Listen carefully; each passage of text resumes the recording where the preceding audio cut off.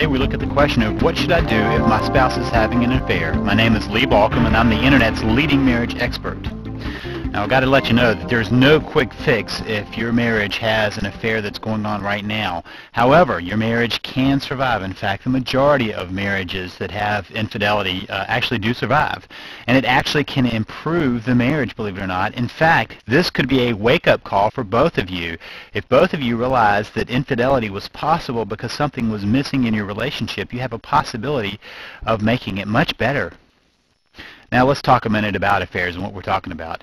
Affairs are often known as a crime of opportunity. In other words, rarely do you set that up. It just kind of happens. It's kind of like the being in the wrong place at the wrong time or the right place at the right time, depending on how you look at it.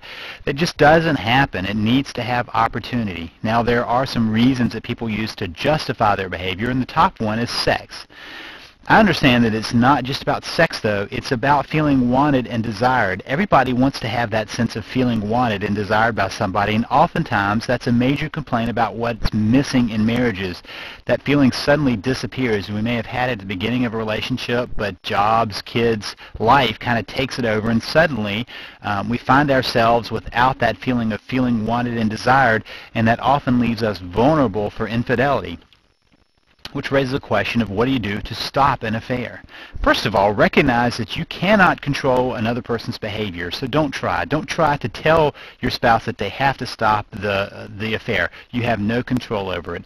However, you can request that your spouse stop the affair and honor their commitment to the relationship. There's a difference between trying to control the behavior and requesting them stop.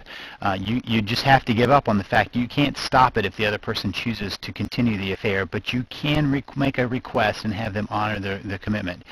The second one is, or next thing is to decide to face the truth about your marriage. What went wrong? Why was your marriage vulnerable to a relationship outside of the marriage?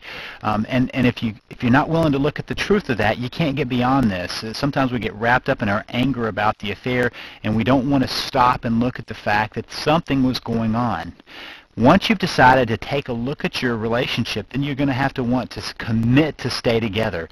You commit to stay together, to re-energize a relationship and move forward. And I say commit because you may not feel like doing that right now, so you make a commitment to do that.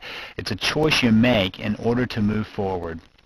Now, you have to accept responsibility you have in where the relationship is, not what the spouse did, but where the relationship is. There's a difference between what's happened in your relationship and the fact that your spouse committed infidelity. And I'm not saying that you accept responsibility for what they did, but you accept responsibility that the relationship was at a place that it put it vulnerable for an affair to happen. Then you seek forgiveness for the fact that you were a part of that process that led to that. It's not seek forgiveness for the other person having the affair, but seek forgiveness for where you've been in the relationship or where you've missed the relationship, and then seek to forgive the other person. And that is a tough piece, I know, but forgiveness lets us move forward. And then also avoid becoming the angry, resentful spouse. Sometimes we're so fueled by that anger and resentment that we actually make ourselves someone that our spouse doesn't want to be with, and it actually gives rationale. I'm not saying it gives a reason, but it gives a rationale for them to continue the affair. So avoid becoming that angry, resentful spouse, and refuse to let the affair define you. I don't know how many couples I've had that come into my office and they are the couple that had the infidelity. They stay with that identity so much that they're not capable of moving forward together in a way that will let them redefine the relationship. And if you want to recover from an affair, there's some things you're going to want to do. First, it requires that you understand why it happened. You have to get down to the why it happened, not the reaction to the fact that it happened.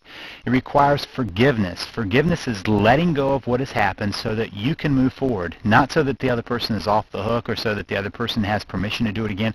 Forgiveness is never about that. It's about you moving forward and not being defined, not being caught by what's happened. It also requires correcting the shortcomings of the relationship. So you find what's been weakened in the relationship and you find a way of overcoming that to strengthen the relationship and make it much more than it was before. It requires commitment, a decision to work through no matter what, and a commitment to honor the relationship. And finally, it requires creating boundaries to protect the relationship so this can't happen again. Whatever was the risky situation, that opportunity, you have to find a way of creating boundaries around the relationship so that that cannot happen. Now this is not a quick fix again, and this is just an outline. So if you want to know more about how to save your marriage, and you want to know how to get beyond an affair, you want to go now to www.savethemarriage.com. One of the things I offer there is an audio about affairs and what to do with them.